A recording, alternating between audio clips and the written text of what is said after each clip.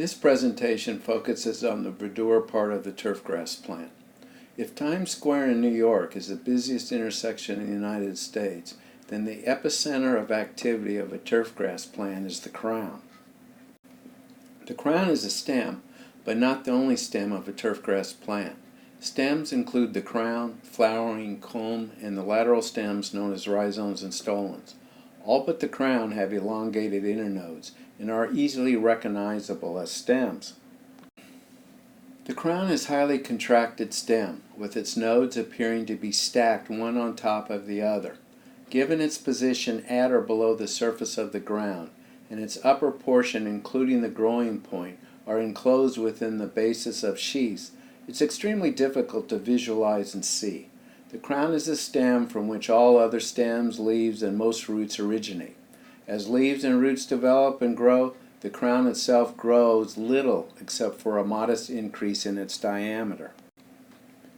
I never did very well in art, as you can see by my drawing of the crown. However, I think it will work for what I want to say. The growing point sits at the top of the crown. The apical meristem is an area of rapid cell division. The cell division occurring in the apical meristem results in the continual forming of leaf primordium. Leaf primordium are small cell outgrowths that develop into leaves. Cool season turfgrasses produce 5 to 10 leaf primordia, while warm season turfgrasses produce 2 to 3. Meristematic activity at the midpoint of the leaf primordium produces the leaf tip. Further meristematic activity is restricted to the basal portion of the leaf primordium, establishing a second meristematic region known as the Intercalary Meristem.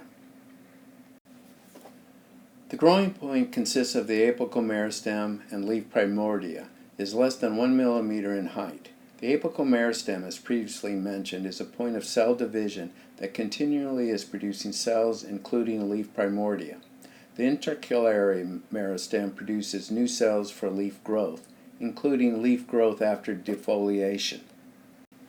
An axillary bud initiates at the time when the dividing cells that will become a leaf primordium completely encircles the shoot apex.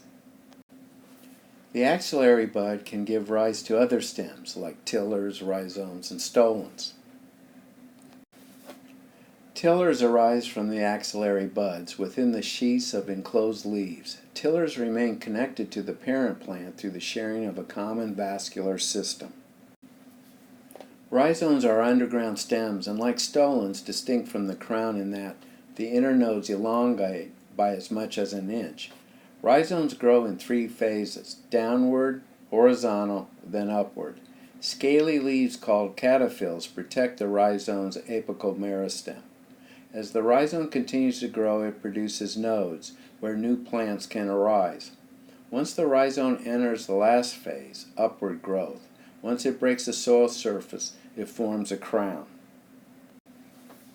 Stolons are similar to rhizomes, except they grow horizontally above or at the soil surface. As nodes are produced, new plants emerge. Similar to rhizomes, once the stolon terminates, a new crown will develop.